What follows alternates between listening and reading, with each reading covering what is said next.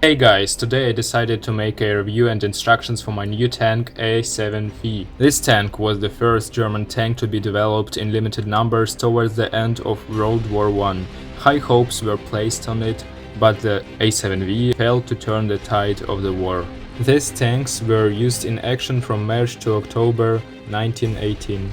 The A7V weighted about 30 tons, had the ability to overcome ditches up to 1.5 meters wide and reach a maximum speed of at least 12 kilometers per hour. It had one gun in the back and one in the front, but my version is the modification used by the Freikorps.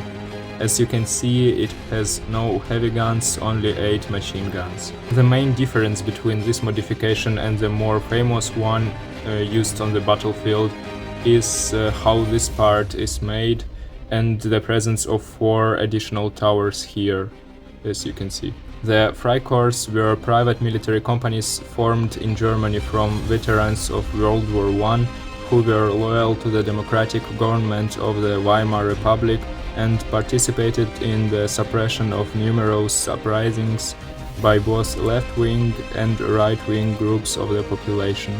So heavy guns weren't really needed in street battles against poorly armed crowds. I built this tank for my Spartakist uprising diorama, which I submitted to a mock contest. I tried to build it in minifigure scale. Now you can compare the size. So let me finally show you how to build it. Here is a list of parts you will need.